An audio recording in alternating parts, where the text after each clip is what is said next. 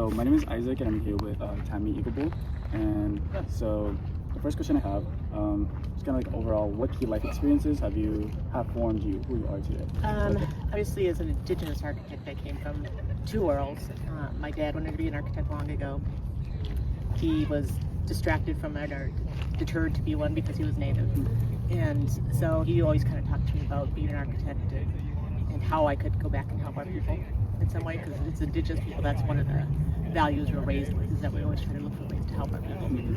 That's been the focus of my career, is working with tribal nations like all over the country and trying to bring back the recognition that Indigenous people were here.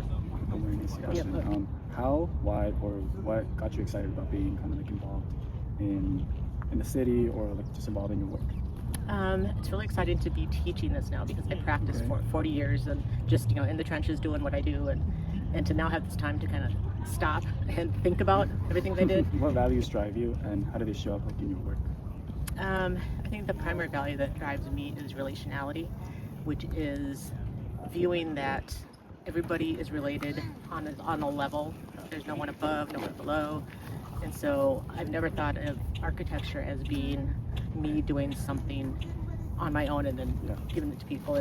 We work on it together. And as architects, we should be just facilitators. Okay, so in your eyes, what makes this city special? Phoenix? Yeah.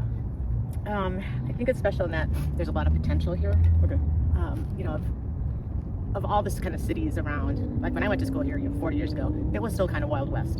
So there's a lot of potential here, and I think there's a pretty vibrant Native American community, and I think if we can all kind of work on it, there's opportunities here to start to recognize the indigeneity of the land and kind of get rid of this kind of generic feeling that Phoenix has. So I think there's a lot of potential here, and ways to start to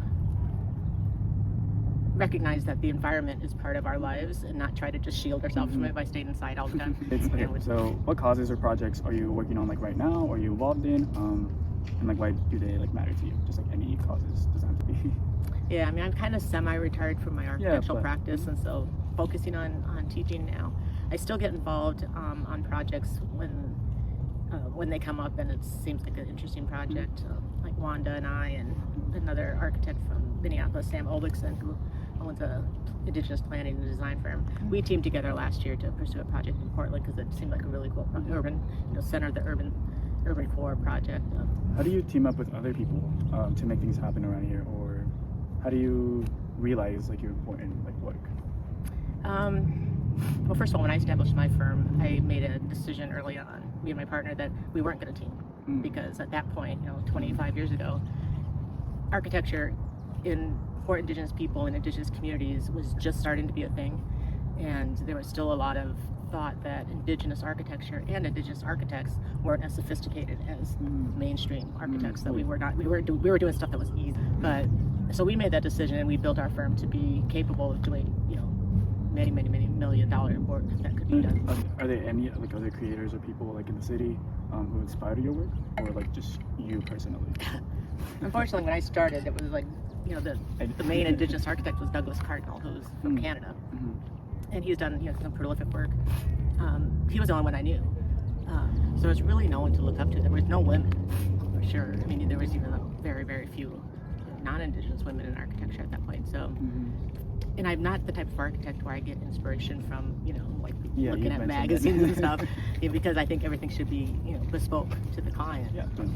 What advice would you give someone like me who wants to make like a difference in architecture here too? I would say to be true to who you are. Like, don't try to be Mr. Generic Architect and follow you. Don't wear a black turtleneck. Just be who you are, and be true to what you believe. And try to help people and see your clients as people, and not just work for who's paying the bill, but work for all of the public. I mean, that's one thing I think architects tend to forget, is our primary role is to protect the life, safety, and welfare of the public, not our clients. So that's my 2 cents. No, that was great. Well, thank you so much. Yeah, well, good luck. Appreciate you. No, it was really interesting seeing what you have to say. Yeah. Okay. What you've been through. Good. Here. I'm glad.